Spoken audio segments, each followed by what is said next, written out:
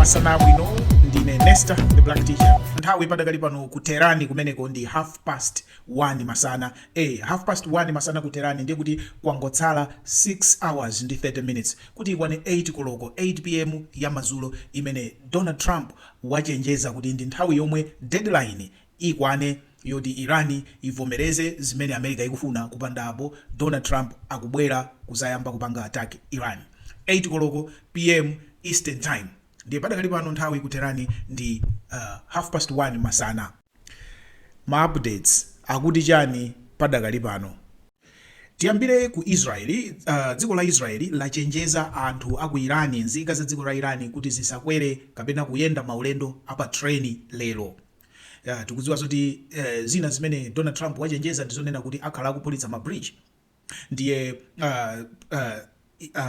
Israeli yauza ndithu nzika za dziko limeneli la Irani kuti zisayende pa treni, maulendo apa treni, chifukwa uku kutha kukhala koopsa kwambiri ku chitetezo chawo kapenanso miyoyo yawo. Tidziwe kuti nambala ya anthu amene aphedwa ku Irani chiyambire nkhondoyi yafika 3,500. Kuchokera kwa ma independent observers amenewo akuyika nambala ya anthu amene aphedwa pa 3,500, ndipo pa 3,500 pamene pa 1,665 ndi ma civilians, anthu onena kuti iwowo sizikuakhuza si amilitary yayo. Anthu 1,665 ndi amene akuyikidwa ndi magulu osiyanasiyana a independent kunena kuti anthu amenewa ndi ma civilians amene aphedwa, koma toto yonse ndi 3,500. Utsi ndi moto osiyanasiyana waonekanso kuchokera ndithu pa airport, international airport ya Mehrabad International Airport ku Tehran ku Irani kumeneku, zikusonyeza kuti Israeli yapanganso ataki international airport ya ku Tehran. Paliso nkhani ina imene yayamba kumveka kuchokera ku Irani yokhuzana ndi asilikali a America amene analowa mu Irani kuzapulumutsa anzawo uja. According ndi maripoti ochokera ku Irani, ayamba kubweretsanso information ina yonena kuti ma Americans, asilikali a America aja analowa mu Irani osati kuti adzapulumutse zawo yayi, koma analowa mu Irani kuti adzanyamule uranium, kuti abwere adzatenge alande uranium, atuluke naye, koma akuti zimenezozo zinalephereka. Irani yabwera ndi version imeneyo yomwe ikumveka ndithu pa social media yochokera ku Irani yonena kuti asilikali a America adalowa mu Irani cholinga chawo sichinali chongodzapulumutsa nzawo yayi, koma anabwera kuti adzalande ndi kuthawitsa uranium yemwe ali kale enriched wa dziko limeneli la Irani. Monga tidakambira kuti tsiku limene asilikali a America anabwera kudzapulumutsa anzawo, ndege ziwiri zinatitimira ndithu kukanika kuyenda kuuluka. Ndipo mapeto ake ndege zimenezi zinasiyidwa, koma asanazisiye anadzipanga destroy kuti Irani isapezepo kanthu, isatolepo kanthu yayi. Ndi America inadziphulitsa ndege zawozi, iwowa ndikunyamuka. Padakali pano toto ya ndege za America zimene zaonongedwa chiyambireni nkhondo imeneyi sopano zafika pa 9. Ndege zimene zagwetsedwa, zimene zagwetsedwa outside Irani komanso zimene zagwa mu Irani, toto sopano yafika pa ndege 9. Ndiye nkhani imeneyi kumbali za ku China kuno kuli anthu pa social media amene supportera Irani. Ndiye nkhani imene amapanga pushi ndiyonena kuti America yaononga yaluza ndege 9, ndiye kuti military ya America sizikutheka sizikuyenda, chifukwa masapota a Irani nawonso akuyesetsa ndithu pa social media kuti apange twist nkhani mowakomera iwowo. Ndiye pali narrative imeneyo pa social media ya ku China yonena kuti America sizikuyenda, ndege zawo zikugwetsedwa ndi dziko la Irani, ndipo ndege 9 zagwetsedwa. Komanso taona ma comments enanso pa social media ya ku China komweko pamene pamaperekedwa ma video ngati amenewa onena kuti America sizikuyenda, agwetsa ndege.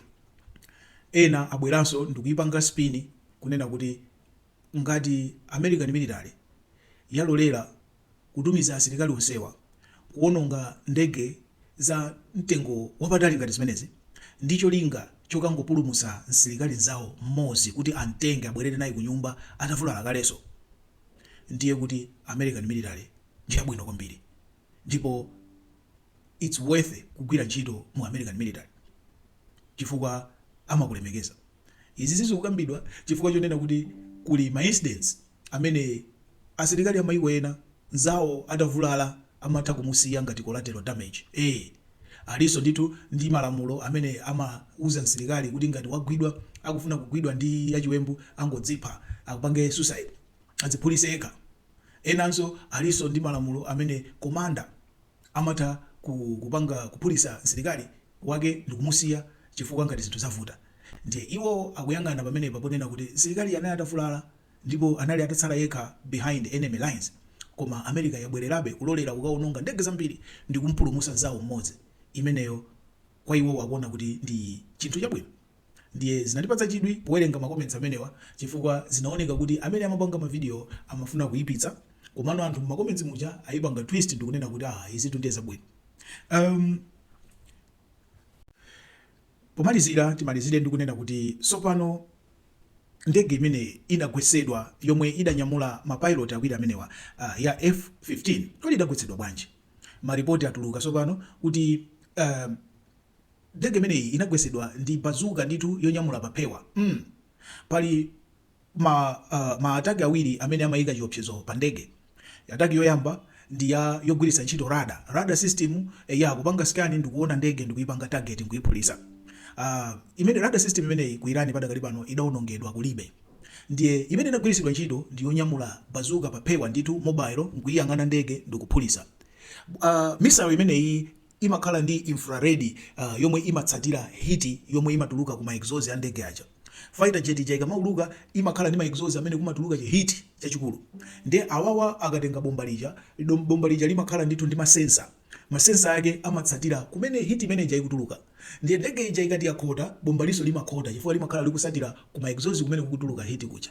Zimenezi akatswiri azankhondo azamilitary anena kuti bomba limene linagwiritsidwa ntchito pogwetsa ndege ya America inali imeneyi yonyamula papewa.